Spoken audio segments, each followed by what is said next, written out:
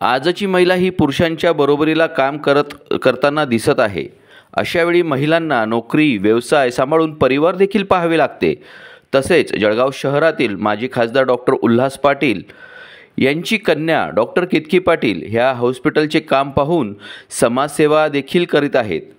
Doctor Ketaki Patil यांनी नुकतीच भारतीय जनता पार्टीत प्रवेश केला असून भाजपच्या महिला प्रदेश उपाध्यक्षा देखील आहेत आणि डॉक्टर केतकी पाटील समाजसेवा, दवाखाना, घरातील सर्व कामं सांभाळत असताना त्यांना अनेक संकटांना सामोरे जावे लागते.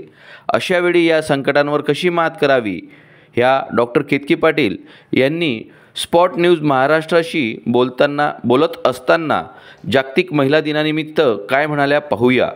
सगळ्यात प्रथम तर आपल्या सगळ्यांना जागतिक महिला दिनाच्या खूप खूप शुभेच्छा. आणि जरी एक महिला असले तरी यंग बाय हार्ट सगळ्याच जणी असतात, म्हणून मी पण एक तरुणीच समजते स्वतःला. आणि म्हणून ह्या विषयावरती बोलायला मला जेव्हा समजला तर खूप आनंद झाला की एक तरुणी म्हणून बोलू शकते.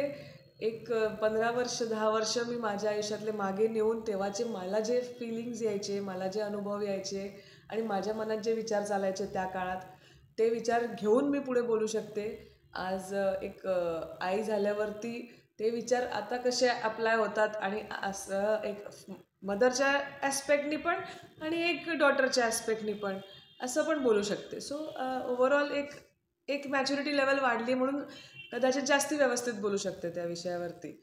आज तरुणींचं आणि एक तर मी सगळ्यात पहिले तेच म्हणेल, कारण की विषय मी मदरवरती येऊन गेले आणि महिलांवरती आले, तर जे एक आई आणि मुलीचं जे एक नातं असतं ते खूप खूप मॅटर करतं कुठल्याही तरुणीच्या आयुष्यातले मोठ्या मोठ्या आणि छोट्या छोट्या डिसिजन्समध्ये. मला सवय लहानपणीपासून आईने अशीच लावली होती की काही झालं तरी आईकडे येऊन सांगून द्यायचं मोकळं. तर एक आईला त्याच्यासाठी, कुठल्याही महिलेला, एक कुठल्याही आईला त्याच्यासाठी तिचं पहिले मैत्रीण बनायला लागतं. आणि ते मैत्रीण झाली आणि त्या मैत्रिणीने आपल्या मुलीला आणि आपल्या मैत्रिणीलाच म्हणायला काही हरकत नाही, जज न करता जर त्या वयात कसं वाटतं हे जर विषय समजून घेतला तर तो थोडा सोपा जातो. शेवटी आई असते, काळजी असते आणि सावध करणं हे काम असतं. पण असं असतं ना की जोपर्यंत त्या वयात कसं वाटतं ते समजून नाही घेतलं तर मग समोरचा म्हणजे आपले मुलं किंवा तरुणी हे मोकळं पण होऊ नाही शकत आपल्या आईजवळ. तर हे जे नातं आहे आई आणि मुलीचं, हे खूप ट्रान्सपरंट, खूप जास्ती ट्रान्सपरंट असणं जरुरी आहे. ह्याच्यामध्ये कुठेच मग मला राग होईल, मग मला मारेल तर सांग म्हणून मी कसं सांगू, हे जर विचार आले तर मग आपण लपवायला सुरू करतो. आपण मोबाईलच्या गोष्टी साईडला ठेवून देतो, मोबाईलच्या गोष्टी डिलीट करायला. आता मी स्पष्ट बोलेल आज, कारण की आपण डायरेक्ट तरुणींवरती बोलत आहोत.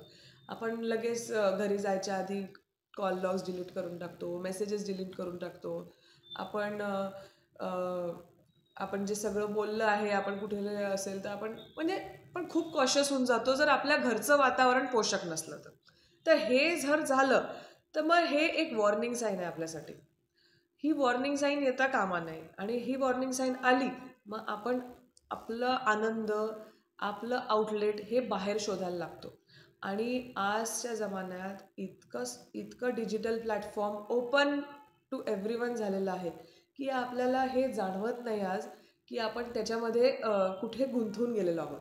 आपण खूप हौशीने सगळे फोटोज टाकतो, पण ते वेबवर गेल्यावर कुठे कसे जातात हे आज आपण विचार नाही करत. पर्सनल अनुभव सांगते, जेथून ह्या अनुभवून सुरुवात करते आणि मग सांगते की जे एक महत्त्वाचे आपले वर्ष असतात, टीनेजर आपण जेव्हा एक 11 वर्ष 12 वर्ष, आज ते जे आधी टीनेजर असायचं ते आज जरा त्याच्या म्हणजे 3 वर्ष अलीकडे होऊन गेलेलं आहे. तर मी एक 10 ते 12 वर्षाचा एक टाईम फ्रेम घेते की 10 to 12 इयर्सचा जो टाईम फ्रेम असतो आजच्या जमान्यात, त्या टायमात माझा स्वतःचा अनुभव आहे की मला आईने फक्त, तेव्हा तो मोबाईल विषय नव्हता म्हणून मला मोबाईलसाठी रागवेल किंवा अभ्यास पण मी करायचे म्हणून अभ्यासाही हा विषय नव्हता.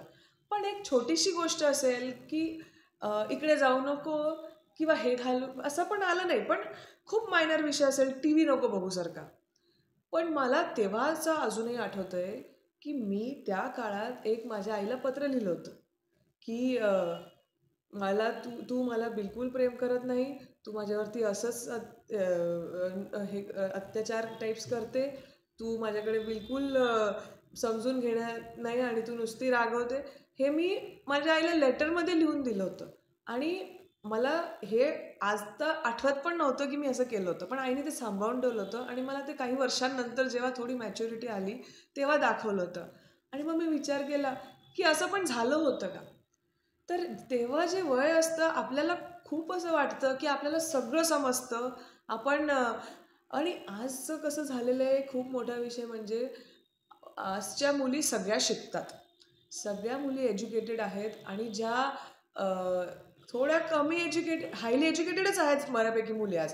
ज्या थोड्या कमी एज्युकेटेड आहेत त्या मोबाईल फोनमध्ये जे एक बाहेरचं जग तुम्हाला दिसतं, त्याच्यामुळे ॲज इट इज तुमचं एक्सपोजर खूप होऊन गेलेलं आहे आजच्या म्हणजे जरी तुम्ही ग्रॅज्युएशन नाही केलं चांगल्या कोर्समध्ये, जरी तुम्ही पोस्ट ग्रॅज्युएशन नाही केलं, तरी एक 12वीच्या मुलगीला पण आज तेवढंच जग एक्सपोज्ड आहे, जेवढं एक पोस्ट MBBS किंवा पोस्ट ग्रॅज्युएशन मुलीला एक्सपोज्ड आहे मोबाईल फोनवरती.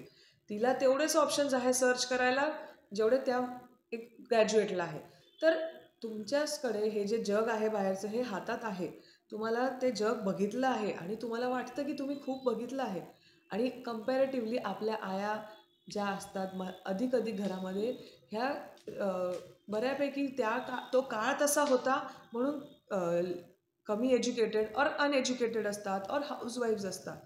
मग हा जो गॅप होऊन जातो आपल्यामध्ये एज्युकेशन आणि नॉट एज्युकेशनचा आई आणि मुलीमध्ये, ह्या गॅपमुळे ना आपल्याला असं वाटतं की आपणच मोठं, कारण की आपण शिक्षित आहोत, आपण जग बघितलंय, तर आपण बोलायला लागतो असं आपल्या आईशी की तुला काय समजतं. म्हणजे लकीली माझ्या आईचा इतका समजूतदारपणा होता त्या काळात पण, की असं लेटर लिहिल्यावरती पण तिने मला कधी रागवलं नाही आणि मारलं नाही. आणि तिने ते दाखवलं पण नाही, की तिने वाचलं आणि तिला हर्ट झालं. तिने फक्त माझ्या रोजचं रुटीन काय चालू आहे, परत त्याच्यावरती आली, की कसं चालू आहे शाळेमध्ये, ट्युशनला कसं चालू आहे, तुझी ही मैत्रीण कशी आहे, तुझं आज तिच्याशी ह्या विषय म्हणजे तू आज तिच्यासोबत काय केलं.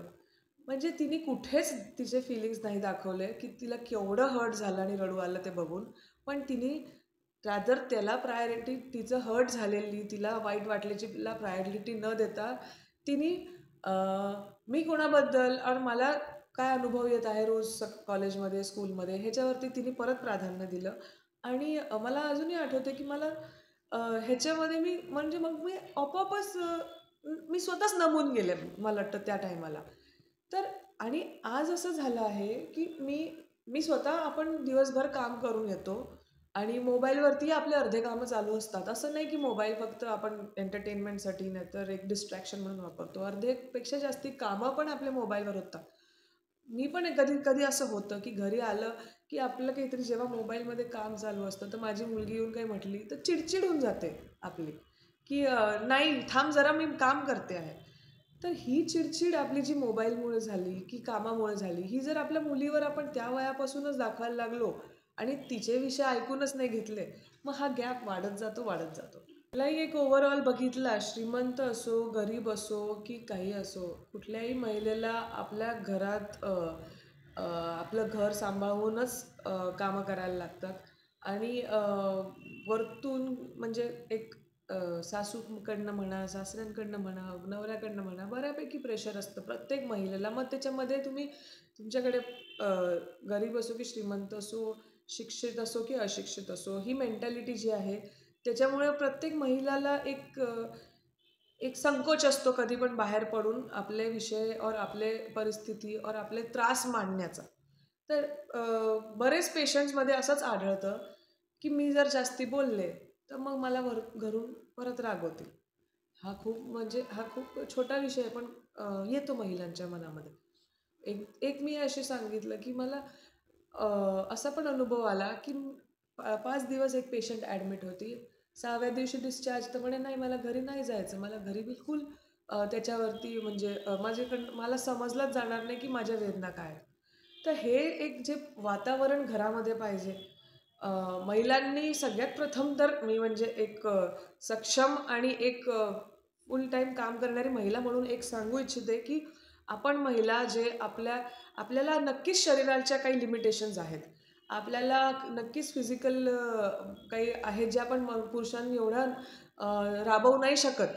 पण बऱ्याच गोष्टी आपल्या मनावर असतात.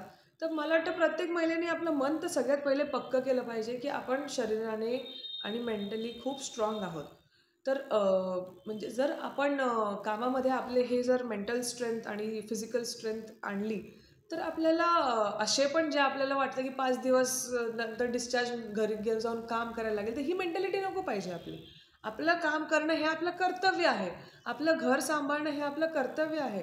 आणि ह्याच्यामध्ये हे कर्तव्य आपण जर न रडता पूर्ण केलं, तर मला नाही वाटत की कुठे सासू-सासऱ्यांनाही प्रॉब्लेम असणार आहे त्या विषयामध्ये. तरुणींना आणि महिलांना 2 वेगळे विषय आहेत. तरुणींना मी हेच सांगेल की तुम्ही आपले पाऊल जे टाकाल, आपले जे आपण म्हणजे कुठे पण स्लिप होऊ नका. भावूक होऊन आपले डिसिजन घेऊ नका. बाहेरचं जग खूप मोठं आहे. बाहेरचं जग खूप प्रेमळ दिसतं, पण त्याच्यामध्ये वाहून जाऊ नका. सगळ्यात प्रथम तर आपल्या परिवाराला प्राधान्य द्या. आपला परिवार कधीच आपलं चुकीचं बघणार नाही आणि आपल्या परिवाराशीच मोकळेपणे बोला. मोकळं बोला, मैत्रिणी ठेवा, मित्र ठेवा, पण कधी पण आपल्या परिस्थितीचा, आपल्या मेंटल स्टेटसचा, आपल्यावरती काही प्रसंग आला असेल किंवा आपल्या सिच्युएशनचा कुठलाही बाहेरचा व्यक्ती आपला फायदा घेता कामा नाही. हे प्रत्येक तरुणीने लक्षात ठेवलं पाहिजे. कधीच बिचारा बनवू नका. कधीच डॅम्सेल इन डिस्ट्रेस म्हणतात इंग्लिशमध्ये, की मला सोबतच असं होतं, मग आपण कुठेतरी जाऊन आपण आपले दुःख व्यक्त करतो. मग ह्या सिच्युएशनचा, आपल्या इमोशनल विकनेसचा कोणीतरी मुलगा येऊन फायदा घेतं. आपण त्याच्याशी जवळीक होऊन जातो. हे तरुणींना स्पेशली सांगते की हे सगळं टेम्पररी आहे.